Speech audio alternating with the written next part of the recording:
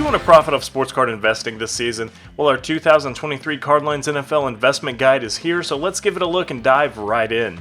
One of the easiest ways to make money on sports card investing is being able to predict the sports storylines before they actually happen, and if you can do that enough of the time, just like sports betting, you're going to be profitable. So here are some storylines that we think we could see from the 2023 NFL season. Number one, we think Trevor Lawrence could be a top 3 MVP finalist. Last year he was excellent, the Jaguars looked great down the stretch, and in the playoffs, Trevor Lawrence looked like he was on the next level. We think he's going to go from top 10 quarterback to top 3 quarterback, and if that happens, his sports cards still have room to grow. Grab his rookies while they're still affordable. Number 2, the Lions could make the NFC Championship. Much like the Jags, they got hot during the end of the season last year, and over the last half of the season, they were probably one of the top teams to beat. We really thought they were going to make it into the playoffs, and they just narrowly missed. This year, Jared Goff is coming in with the same weapons around him, and they are poised to make a playoff run. If this is the case, Lions fan base is going to celebrate, and they could be a very popular discussion piece. They're kind of like the Eagles last year, and at this point last year, we said the Eagles were going to go to the NFC Championship game. We hit the nail on the head there. The Lions are our pick this season. Number 3, Desmond Ridder surprises the doubters. This does not mean he's good. I still don't love Desmond Ridder, and I'm not convinced that him or Kenny Pickett are the answer, but I do think that the Falcons are playing in a pretty weak division, and his next best competition is probably going to be the Saints, led by Derek Carr now. And while I think the Saints will be better, it's anybody's division, it's up for grabs, and Ridder doesn't even have to be amazing to make the playoffs, and he has a lot of skill positions around him that look like a fantasy footballer's best case lineup. With the talent around him, I think that there's a chance that he makes a push and the Falcons make the playoffs, vaulting his value exponentially. His cards aren't selling for a lot right now, so grab them while you can. Justin Herbert wins MVP. Funny enough, I had this one last year. Really missed the mark there. The Chargers were terrible last year.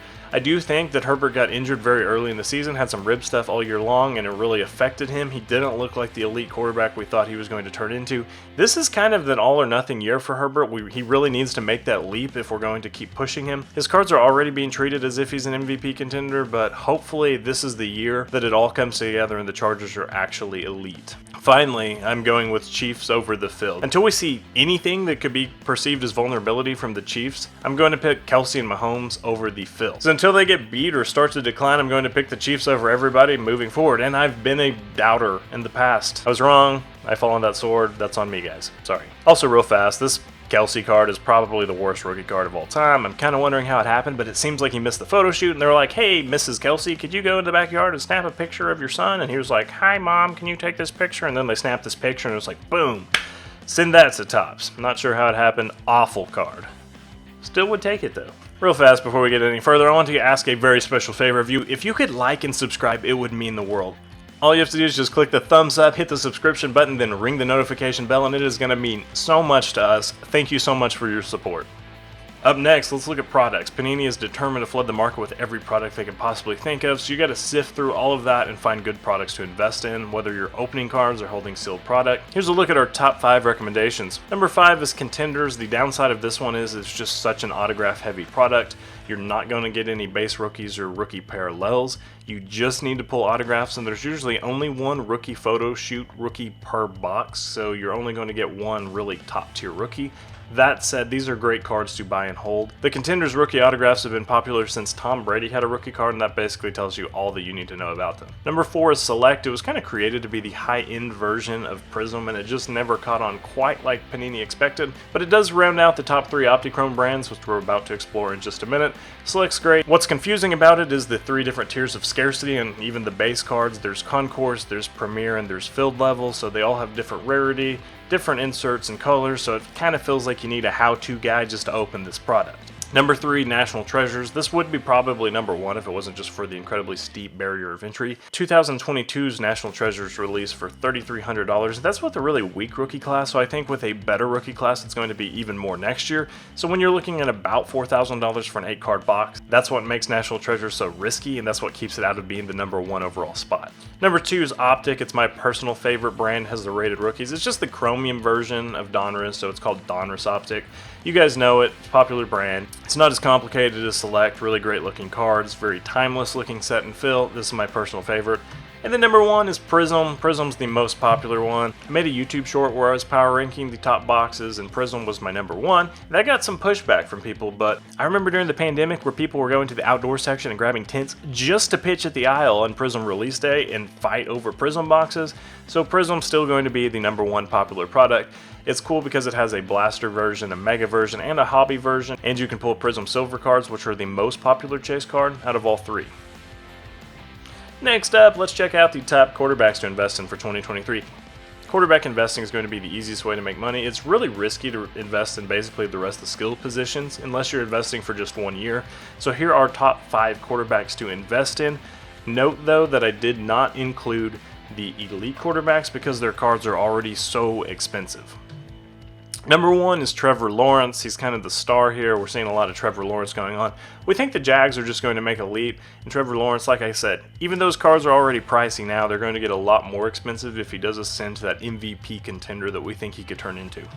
Number 2, Deshaun Watson. Would I want my kids to model their life after him? Probably not. But if the Browns are competitive and Deshaun Watson looks a lot closer to the 2019 version of himself than the 2022 version we saw last year, then his cards could skyrocket. They're really low right now, and we still haven't seen anything to make it seem like they're going to bounce back anytime soon. His play is going to be what makes that happen. Derek Carr is good. I was talking about Desmond Ridder being in a terrible division earlier. Derek Carr has the same exact argument, and thing is, he's actually not a bad quarterback. Makes a lot of elite plays mixed in with a few head-scratching ones, but either way, I'm going to take him and the Saints over anybody else in their division, including Desmond Ridder. Number 4, Jared Goff. Like I talked about earlier, the Lions are poised to actually make a big playoff run. It's possible, maybe far-fetched, but definitely possible. Jared Goff will be captaining that, and if the Lions roar into the playoffs, his cards are going to benefit as a result. Number 5 is Kyler Murray. This one's kind of an interesting one. It's almost like some reverse psychology because Murray's not going to be on the field much at all this year. I don't think he's going to play. I don't think the Cardinals are looking to rush him back. If anything, I think they're looking to move past him and maybe even start tanking for that number 1 pick for Caleb Williams. And if that happens, Murray's cards are going to hit an all-time low. But he has enough circus plays and excitement in his game that fans really like that I think his cards will bounce back as soon as he gets on the field. If you can buy them low, you'll be able to sell them high. And we got a little bonus for you guys. Here's Mike White. This one's a bit unusual because he's a backup quarterback, but he's backing up Tua, who has been the most injury-prone quarterback over the last 2 years. So if anything happens to Tua, God forbid, Mike White's going to step in and have the best wide receiving core in the NFL with him because he's going to be throwing to Tyreek Hill and Jalen Waddle. Talk about 2 star receivers that are going to make his job really easy. Mike White showed that he was probably the best Jets quarterback in the last 5 seasons last year, and if he actually has some talented teammates around him, look out. He could actually be really good. I've been buying Mike White lately a lot. And finally, let's talk about some rookie quarterbacks a little bit. Rookie quarterbacks are never great. You got to come in with pretty low expectations and just get a feel for how they're going to be moving forward throughout their rookie year. Number 1 overall is Bryce Young, and I've said before that a rookie quarterback's a lot like NASCAR. It's 80% about who's driving the best car and 20% about talent. Bryce Young is driving the best car, and it's not even close. With the Panthers trading up to the number 1 pick to land him, they brought an already almost playoff caliber team, and now they paired him with it. And if any of the young quarterbacks on this list are actually going to look good their rookie year, it's probably going to be Bryce Young, and it's probably just going to be situational more than anything else. Speaking of terrible situations, Anthony Richardson's coming in at number 2 on the list. He's going to be exciting. He's probably going to be a better fantasy football quarterback than NFL quarterback because I think he's going to do a lot on the ground. But he's playing for the Colts, and he is in a situation where, as of right now, he's still considered backup to Gardner Minshew, but who knows what that's going to look like when the season starts. Mainly, I'd expect Minshew to teach him how to improve some basic skills, such as top speed and his vertical. Joking aside, I'm ready for Anthony Richardson to take the game in Week 1 with a mullet and a handlebar mustache. CJ Stroud is also in a terrible situation. The Texans are bad. I'm kind of surprised they just traded the house to get the 2nd and 3rd pick, and they don't really have a good environment conducive to growing a young quarterback. So we're going to see what CJ Stroud does. He has a lot of arm talent. He's not super mobile, and he doesn't have a lot of great receivers to throw to on the Texans, but best of luck, CJ. We pay our respects. Will Levis is an unusual one because now he's going to the Titans and backing up Ryan Tannehill. They have some talent and they look like they're in this mix of, hey, let's still win now and let's tank. So I'm getting a lot of mixed signals that say the Titans have no idea what they want to do with their future, but either way, Levis was being talked about like he might be the number 2 pick just 24 hours before the draft, and he fell to the 2nd round. While there's some questions there, there's also some traits that had people thinking he could go in the top 3, which that alone makes him an interesting watch. Finally, one more for you guys. Clayton Tune was the quarterback of Houston last year, and he had the exact same passer rating as Bryce Young. On top of that, he led his team in rushing, and he has a fantastic college resume that got him drafted in the 5th round to the Arizona Cardinals. Seriously, if you put his stats up against Bryce Young's, they're pretty comparable. Obviously, Bryce Young was in the SEC and Clayton Tune was at Houston, but who knows? He's a mature leader who has a great arm and some mobility, and he's playing at the Cardinals, who, as I mentioned, seem like they're trying to tank, so there's a decent chance Clayton Tune makes it onto the field this year. And if you said, who's that? When I said Clayton Tune, I said the same thing just a couple weeks ago, and there's a chance that nobody knows who he is, so you can pick up his cards pretty cheap, and if he makes a play, you can make a quick profit on a little short season-long flip. That's all we got for this investment guide. Be sure to check out our other videos. It's right up here.